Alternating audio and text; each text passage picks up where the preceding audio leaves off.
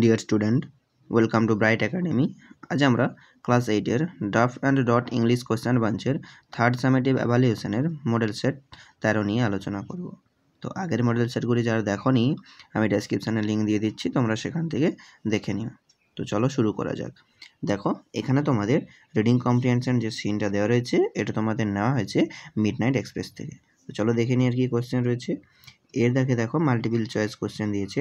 প্রথম প্রশ্ন কি আছে, the shadowy figure put dash on the table, অর্থাৎ সেই ছায়া মূর্তিটি টেবিলের উপরে কি রেখেছিল?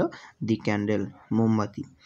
দুইয়ের দাগ, মটিমার স্যাঙ্ক ইন্টু দ্য, অর্থাৎ মটিমার বসে পড়েছিল কোথায়? আর্ম চেয়ার, আরাম কেদারাই।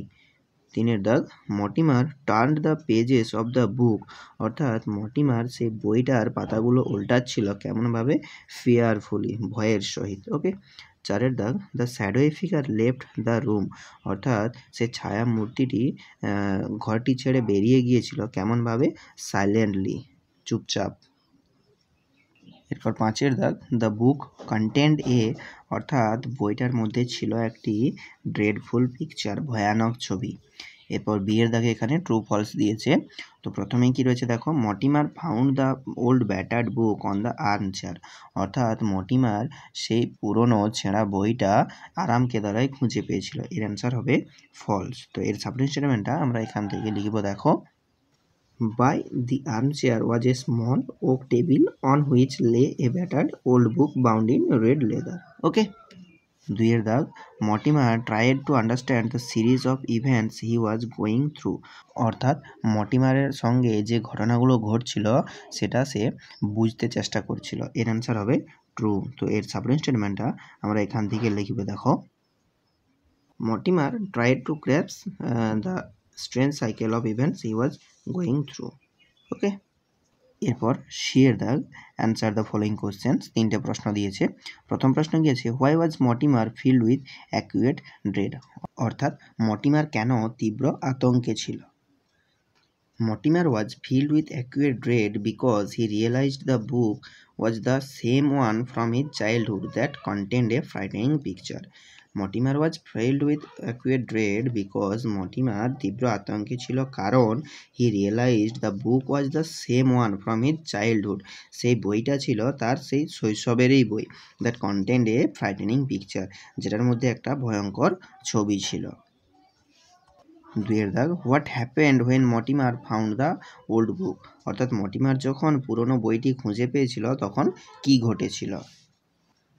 When Mortimer found the old book, he collapsed into the armchair and picked it up. With a shock, he realized it was the same book from his childhood. When Mortimer found the old book, যখন Mortimer পুরনো বইটি খুঁজে পেয়েছিল, he collapsed into the armchair, সে আর্মচেয়ারে লুটিয়ে পড়েছিল বা বসে পড়েছিল ধপাস করে, অ্যান্ড পিকড ইট আপ, এবং এটাকে তুলে নিয়েছিল। এটা বলতে এখানে বইটার কথা বলা হচ্ছে। With a shock he realized it was the same book from his childhood, অর্থাৎ অবাক হয়ে সে বুঝতে পারলো যে এটা তার শৈশবের একই বই আর কি, শৈশবে যে বইটা সে পড়েছিল সেই একই বই এটা। এরপর তিনের দাগ, what was the story about, অর্থাৎ গল্পটা কি সম্পর্কে ছিল? The story was about a man who in his childhood had read a book which contained a frightening picture.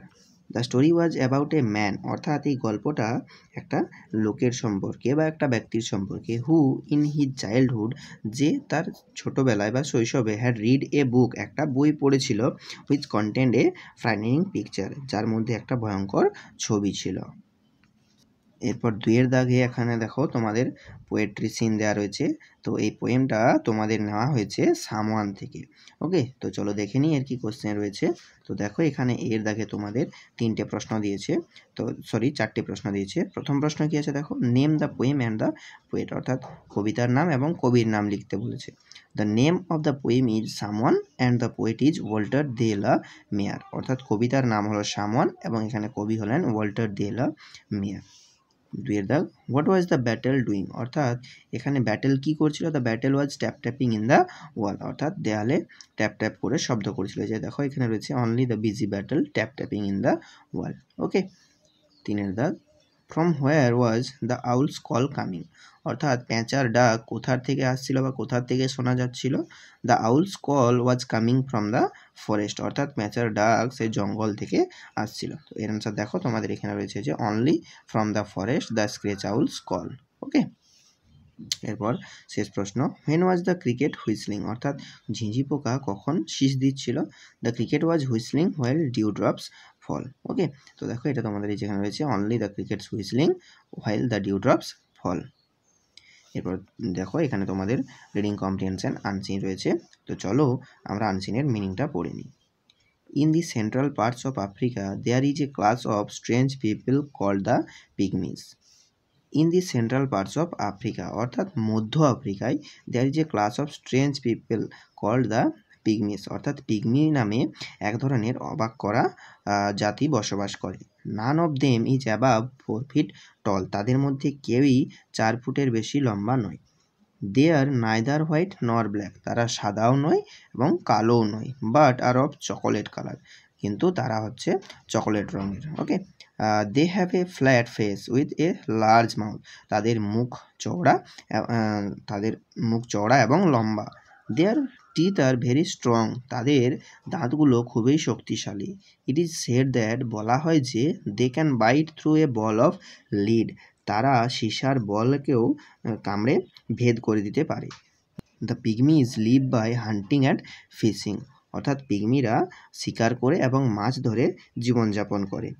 They have a great skill with the bow and the arrow, অর্থাৎ তীর এবং ধনুক নিয়ে তাদের দুর্দান্ত দক্ষতা রয়েছে তীর ধনুক চালানোর ক্ষেত্রে। দে নো মেনি পয়জনস, তারা অনেক রকমের বিষ জানে। And use them at the end of their arrows, এবং সেগুলি তারা তাদের তীরের ফলার মধ্যে লাগায়। They live in their midst of the forest, তারা একদম জঙ্গলের মাঝখানে বসবাস করে। And the forest are full of wild beast, অর্থাৎ বনে বন্য পশুতে ভরা রয়েছে। They do not think it safe to live on the ground, তারা মাটিতে বসবাস করা নিরাপদ মনে করে না। So they make their huts on the poles, তাই তারা তাদের বাড়িটি একটা খুঁটির উপরে তৈরি করে। 10 or 12 feet হাই, যেটা 10 থেকে 12 ফুট উচ্চতায় রয়েছে। The people get in to them with the help of ladders, অর্থাৎ মানুষজন সেখানে ময়ের সাহায্যে ওঠানামা করে। Their huts are mostly made of leaves and branches of trees, তাদের কুঁড়ে ঘরগুলি সাধারণত বা বেশিরভাগই পাতা এবং গাছের ডাল দিয়ে তৈরি। তো এটাই হলো তোমাদের আনসিন। চলো দেখে নিই এরপর এর কী কী কোশ্চেন দিয়েছে। তো এর দাগে দেখো পিগমিস হ্যাবিটেট, অর্থাৎ তাদের আবাসস্থল কোথায়। In the midst of the forest, এই যে এখানে রয়েছে in the live in the midst of the forest. 2 এর দাগ, পিগমিজ অ্যাভারেজ হাইট, তাদের উচ্চতা কতটা হয়। নট অ্যাবাভ 4 feet টল, অর্থাৎ 4 ফিটের বেশি লম্বা নয়। দেখো এই যে এখানে রয়েছে নান of them is above 4 feet টল। 3 এর দাগ, পিগমিজ কালার, অর্থাৎ তাদের রং কেমন হয়। চকোলেট কালার, এই যে এখানে রয়েছে they are neither white nor black but are of chocolate colour.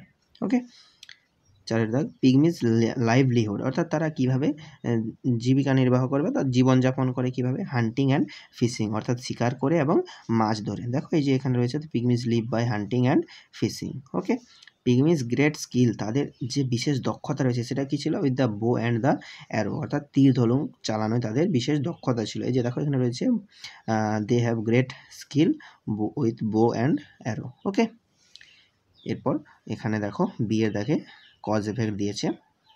তো প্রথমে দেখো এখানে এফেক্ট রয়েছে। কী এফেক্ট রয়েছে। Pygmies do not think it's safe to live on the ground, অর্থাৎ পিগমিরা মাটিতে বসবাস করা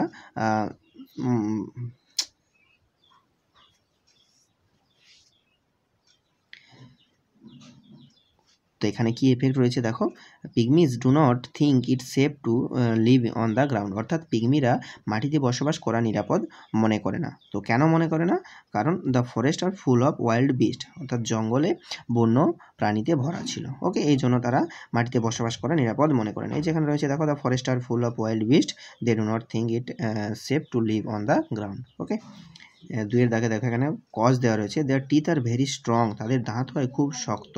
এর ফলাফলটা কি। They can bite through a ball of lead, তারা একটা সীসার বলকে কামড়েও ভেদ করে দিতে পারে। ওকে, তো এটা দেখো এখানে রয়েছে it is said that they can bite through a ball of lead. Their teeth are very strong. It is said that they can bite through a ball of lead. Okay. এরপর 3 দাগে দেখো এফেক্ট রয়েছে, people use ladder to get into their huts, অর্থাৎ মানুষজন তাদের কুঁড়ে ঘরে পৌঁছানোর জন্য মই ব্যবহার করে। কেন মই ব্যবহার করে?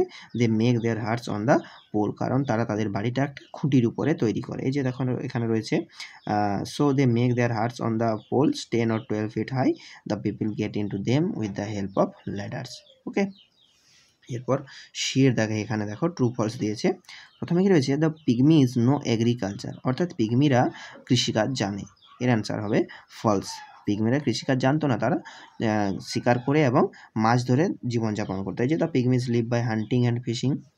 এরপর 2 দাগ, the pygmies are afraid of wild beast, অর্থাৎ পিগমিরা বন্য জন্তুকে ভয় পেত। এর অ্যান্সার হবে ট্রু। এই জন্য তারা কি করতো, একটা খুঁটির উপরে তাদের বাড়ি তৈরি করতো, তাই না?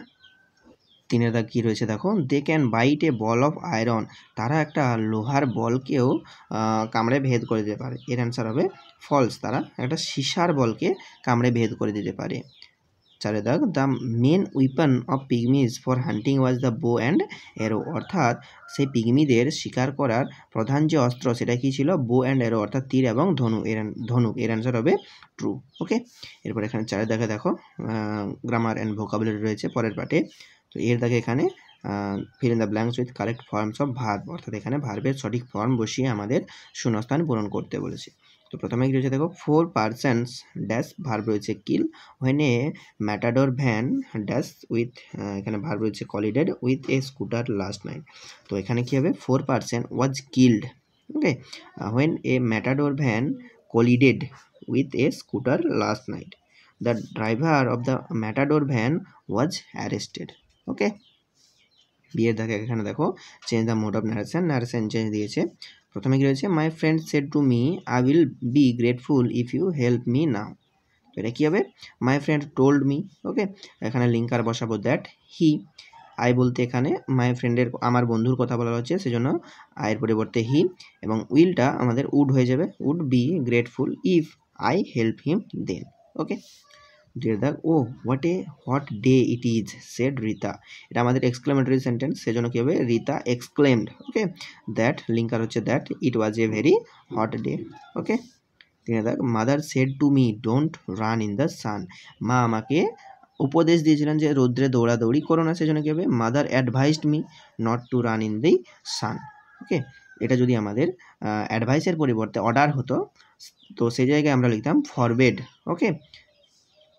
4 দাগ, father said to me have you played cricket, এটা আমাদের কোশ্চেন রয়েছে, সেজন্য কী হবে asked. Okay. Father asked me if I had played cricket. 5 দাগ, Saikat said where do you come from, তো এটা কী হবে, Saikat asked where I came from. এরপর 6 দাগ, চেঞ্জ দ্য ভয়েস চেঞ্জ রয়েছে। প্রথমে কি রয়েছে, the man was buying vegetables, তো এটা কী হবে, দেখো দ্য ম্যান হলো সাবজেক্ট, ওয়াজ হলো আমাদের এখানে অক্সিলিয়ারি ভার্ব, বাইং হলো মেন ভার্ব, এবং ভেজিটেবলস হলো আমাদের অবজেক্ট এখানে। তো এটা আমাদের রয়েছে পাস্ট কন্টিনিউয়াস টেন্সে। তো পাস্ট কন্টিনিউয়াস টেন্সে আমরা অ্যাক্টিভ থেকে প্যাসিভে নিয়ে যাওয়ার জন্য কি করব, অবজেক্টটি আমাদের সাবজেক্টে আসবে, তো ভেজিটেবলস, এবং এখানে একটা আমাদের অক্সিলিয়ারি ভার্ব বসাতে হবে, অক্সিলিয়ারি ভার্ব হবে ওয়্যার, এবং তারপর বিং বসাবো, এবং মেন ভার্বের থার্ড ফর্ম, মেন ভার্ব আমাদের বাই, তো মেন ভার্বের থার্ড ফর্ম হয়ে যাবে বট বাই, সাবজেক্ট ছিল দ্য ম্যান, এখানে হয়ে যাবে দ্য ম্যান। ওকে। তো সেন্টেন্সটি আমাদের কি হয়ে গেল, vegetables were being bought by the man. 2 দাগ, I want a statue of Swami Vivekananda, এটা আমাদের আই হলো সাবজেক্ট, ওয়ান্ট হলো verb, a statue of Swami Vivekananda হলো অবজেক্ট। এটা আমাদের সিম্পল প্রেজেন্টে রয়েছে, তো এটা কী হবে, এ statue of Swami Vivekananda is wanted by me. 3 দাগ, he has done a good job, he হলো সাবজেক্ট, হ্যাজ হলো এখানে হ্যাভ ভার্ব, ডান হলো অবজেক্ট, এ গুড জব হলো ডান হলো ভার্ব, এবং এ গুড জব হলো অবজেক্ট। তো কী হয়ে যাবে এটা, a good job has been done by him. 4 দাগ, the wind blew away the rooftops of the houses, the wind হলো সাবজেক্ট, ব্লিউ হলো ভার্ব, ব্লিউ অ্যাওয়ে হলো verb, the rooftops of the houses হচ্ছে অবজেক্ট। তো এটা কী হবে, the rooftops of the houses were blown away by the wind. এরপর 5 দাগে রয়েছে ক্লোজ দি ডোর, এটা অর্ডার রয়েছে, এটা আমরা এভাবেও লিখতে পারতাম যে you are order to close the door, কিংবা এটা আমরা লেট ব্যবহার করে লিখতে পারি, let the door be closed. Okay.